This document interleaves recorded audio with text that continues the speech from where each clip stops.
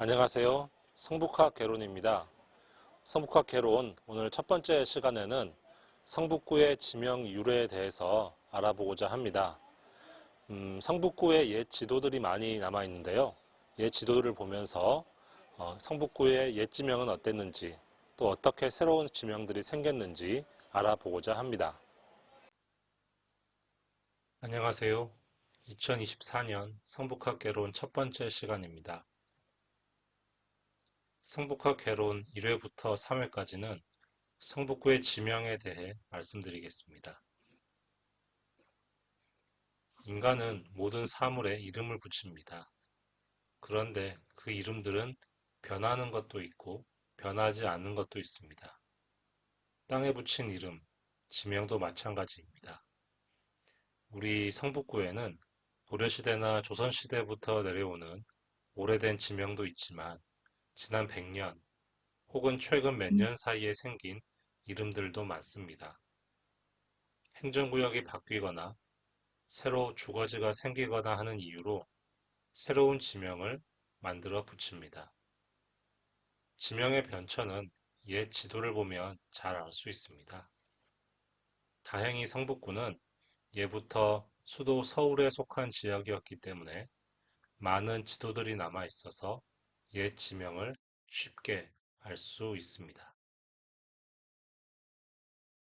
이 지도는 조선시대 지도입니다. 고선자 김정호가 만든 경조 오부도라는 서울 지도를 바탕으로 채색과 그림을 더딥힌 것입니다. 지도 가운데에는 임금님이 거처하는 한양도성을 그렸고요. 그 동쪽 교외, 그러니까 동대문, 동소문 밖을 나와 중랑천까지 이어지는 넓은 지대가 오늘날 성북구와 동대문구, 성동구 일대가 됩니다. 중랑천은 생각보다 넓은 하천입니다. 그리고 저 위쪽 북한산에서 내려오는 물길들도 많습니다. 그렇기 때문에 물길 주변으로 충적지대가 형성되었고 이는 농사지을 만한 너른 평야가 되었습니다. 이 농토의 의지에 많은 마을들이 생겨난 건 당연한 일입니다. 여기 지도에 한자로 표기된 지명들 옆에 한글 지명을 달아보았습니다. 지금도 사용하는 지명들을 찾아볼 수 있습니다. 성북동, 안암천, 정릉, 천장산, 의릉이 보입니다. 또 여기에는 왕십리, 답십리, 마장, 수유형 같은 우리에게 친숙한 지명도 있습니다. 반면 지금은 사용하지 않은 지명도 많죠. 우선 불교 사찰 이름이 그런데요. 여기 신흥사는 흥천사이고 영도사는 개운사입니다. 약사사는 오늘날 본국사입니다. 그리고 여기 동대문 바로 위쪽 니사라고 되어 있는데요. 이 말은 비구니 절을 뜻합니다. 지금의 보문동의 보문사, 미타사를 가리킵니다. 지금은 쓰지 않은 지명도 많습니다. 여기 고암은 종암이고요. 교곡은 월곡, 청수동은 북한산 아랫동네를 말합니다. 사하리는 오래전부터 사용하던 지명인데요. 조선 초기에는 동소문박 일대 인구와 마을이 지금보다는 훨씬 적었기 때문에 그 일대 매우 광범위한 지역 전체를 살하니, 사아리, 사하리 등으로 불렀습니다. 옛날에는 고개도 매우 중요한 지형이었습니다. 오늘날엔 차가 있어서 고개 정도는 쉽게 넘을 수 있지만 예전에는 고개를 넘는 일이 매우 힘든 일이었습니다. 지도를 보면 성북 지역에는 세 개의 고개가 눈에 띄입니다. 적유연은 되너미 고개를 한자로 쓴 것입니다. 지금의 미아리 고개죠. 여기 제기현은 지금 안암동 무신양병원 앞 고개를 말합니다. 우장현은 월곡동에서 장위동으로 넘어가는 고개입니다. 지도를 보면 고암, 그러니까 지금의 종암동 지역에 붉은색 선들이 많이 교차하고 있습니다. 옛날엔 이곳이 서울과 동쪽 지방을 연결하는 관림길, 관문 같은 지역임을 이걸 보고 알 수 있습니다. 이 지도는 1920년대 일본 사람들이 근대적 측량 기술을 사용해 만든 지형도입니다. 비록 일본인들이 식민지 지배를 강화하기 위해 만든 지도이지만 그 당시 성북 지역의 지형과 토지 이용 현황, 지명들이 상세하게 표기되어 있습니다. 조선시대와 달라진 점도 많이 보입니다. 가장 눈여겨보아야 할 것은 이 가운데 고향 숭인면으로 표기한 부분입니다.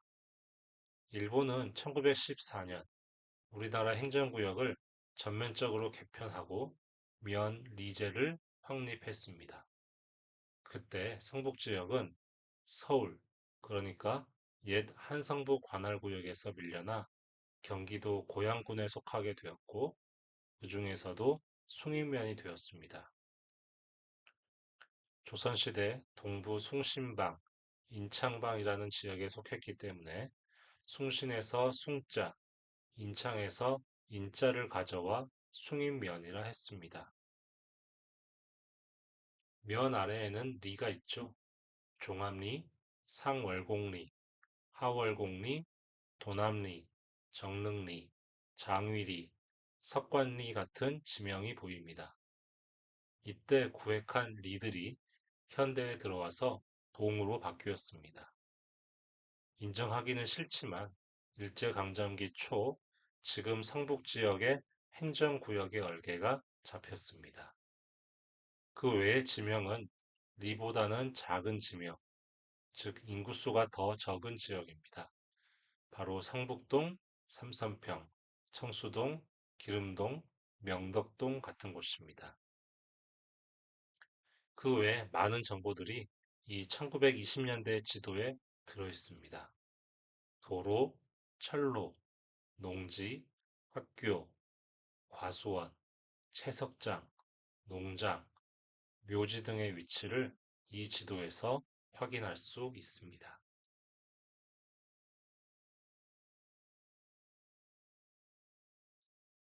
다음 지도입니다. 이 지도는 성북구가 막 생겨났을 때인 1949년경의 지도입니다. 이때 고양군 숭인면 지역이 서울특별시 성북구로 편입되었습니다. 그러나 리의 명칭이 다 동으로는 바뀌지 않은 상태입니다. 석관리, 하월곡리, 정릉리가 있습니다. 대신 눈에 띄는 지역은 도남동, 보문동, 안암동 지역에 형성된 시가지입니다. 이런 시가지는 동대문구 제기동과 용두동 지역에서도 확인할 수 있습니다. 일제강점기 이들 지역에는 전찻길이 놓이기도 하고 토지구획 정리 사업이 실시돼 바둑판식 질서 정연한 주택지가 형성되었죠. 그런 시가지의 구조는 일부 아파트가 들어선 곳을 제외하고는 지금까지도 보존되고 있습니다.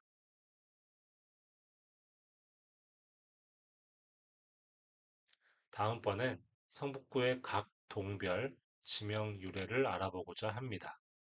현재 성북구에는 20개의 행정동이 있습니다. 하지만 이를 압축하면 12개의 동 이름이 존재합니다. 아주 오래된 지명도 있고 새로 생긴 지명도 있습니다. 역시 지도를 보면서 설명드리겠습니다. 그럼 성북학 개론 제1회를 여기서 마치겠습니다. 감사합니다.